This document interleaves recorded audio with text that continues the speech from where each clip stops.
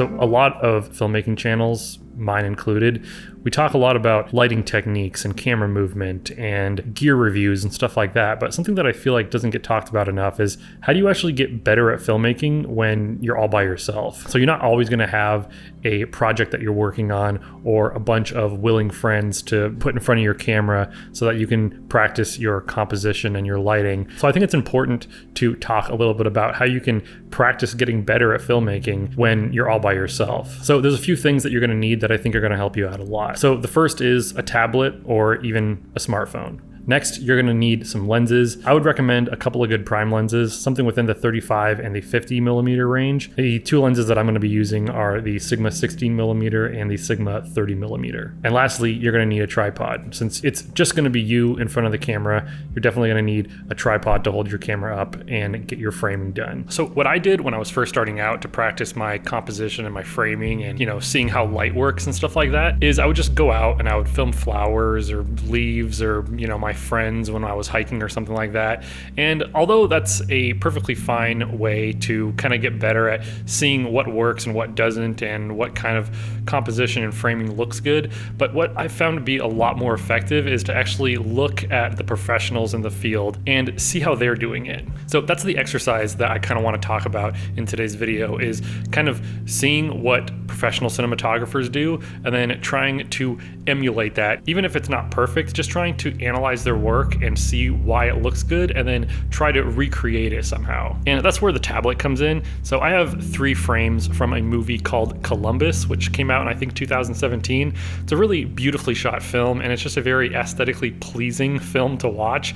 All of the composition and framing, it just looks really, really good. So that's the film that I chose, and I just got 3 screen grabs from that movie, and I'm gonna try to recreate 3 of those scenes, but it doesn't have to be from a movie. You could look at any cinematographer whose work that you really like. So you could just screenshot some frames off of YouTube, or you could even go to a website like FilmGrab, and they have a bunch of still frames from a bunch of different movies that you can download and use as reference frames. So before we get into recreating the 3 shots that I chose, I do want to thank the sponsor of today's video, which is Squarespace. Squarespace is an all-in-one platform to present yourself online.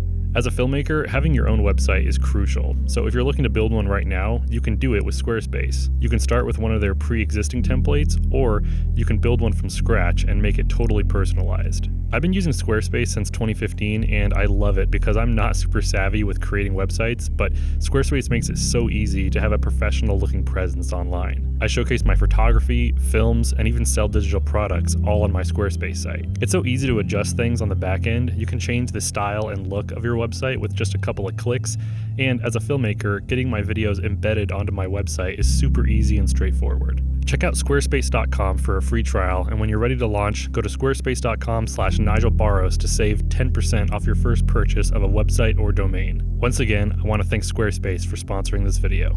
So before we start this cinematography exercise, I feel like it's pretty important to keep 2 things in mind. The first one is be realistic. So it's not good to pick scenes from movies to try to recreate that are in locations that are just not accessible to you. The second thing is to really focus in on your framing and your composition. So don't worry too much about lighting or set design. So for this first shot, I chose this frame of John Cho's character in a wooded park, and luckily there's plenty of parks here in Dallas, so I found a spot that worked just fine. It's a medium shot, so I went with my Sigma 30mm f1.4. I shot wide open at f1.4 with a glimmer glass filter and a variable ND for some nice shallow depth of field. After some tweaks to the camera's height and the angle, I got something that I think works out just fine. Next, I chose a pretty simple scene of Haley Lou Richardson's character sitting on a couch. I wanted to try something indoors because I can always fine-tune these shots a little bit easier. Although this video is all about framing and composition, I did use this opportunity to practice my lighting a little bit as well. After moving the couch and messing with the camera angle a bunch with the iPad as a reference monitor, I came up with this shot, which again isn't perfect, but I think it captures the same vibe.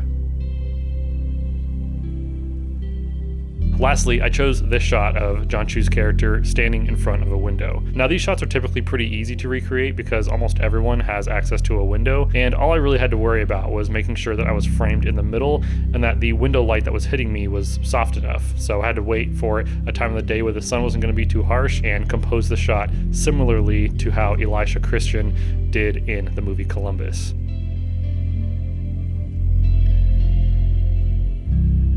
So before I go, I do want to challenge you to try recreating some frames from some cinematographers that you like. And if you do and post it anywhere, be sure to tag me. I'd love to see them. But yeah, thank you so much for watching this video. If you have any ideas for videos that you want to see from me next, please leave them in the comment section below. If you want to watch some more of my videos, you can click on either side of my face. Thank you so much for watching, and I'll catch you all next time. Later.